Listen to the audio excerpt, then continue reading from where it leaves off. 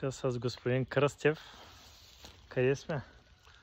Тук сме село Оряхово. Село Оряхово, което е, както виждате зад нас, до река Дунав. Обикаляме с него днеска от сутринта да търсим за незаконни сметища. И сега тъкнахме едно сметище, което преди време следва людка да хвърлят боклуци. Явно нивото се е качвало и вече клони. Даже в момента имаме голямо покачване на нивото на река Дунав и вече водата де-факто стига до сметището. Да. Точно. И клони са падали, те вече по-трудно могат да стигат до тук. То се вижда.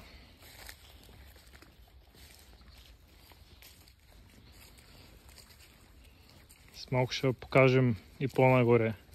Вече къде си хвърлят боклуците. И табелата е много интересна. Да. И тук има една лодка, където е закотвена. И явно тя е като спирачка, да не могат да продължават да хвърлят точно до реката. И продължаваме нагоре. Господин Кръстев, тук нещо да кажеш за тая табела е там.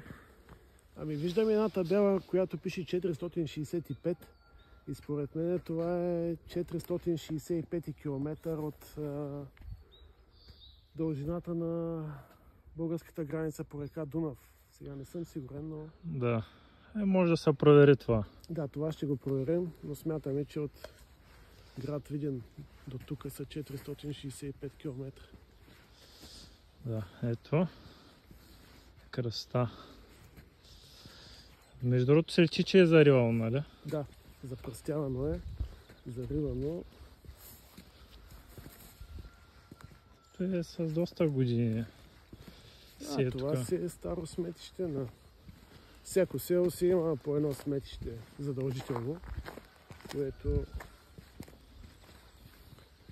което си е заривано периодично на определен период от време и така продължава с десетилетия. Да. Господин Кръстев, да покажем така една табела. Какво пише на нея?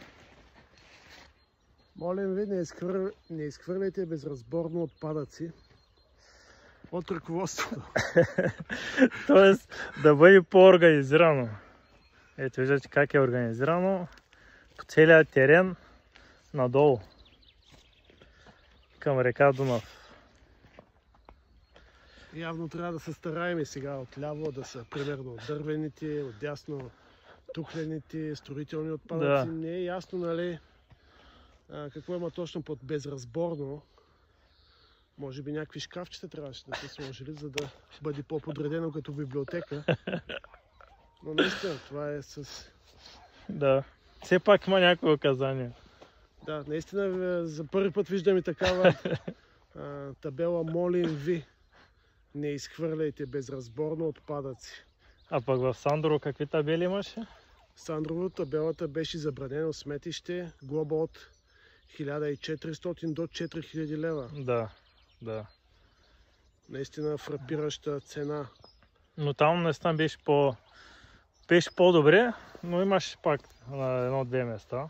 И на едното място беше доста по-голямо, ще го пуснем и него. Но това си е съвсем до река Дунав. Да. Просто сметището стига до брега на реката. Да. И в този момент, в който реката е предошла, тя направо отнася и част от боклука. Грозна картинка. Да. Това беше от нас. Хубав ден.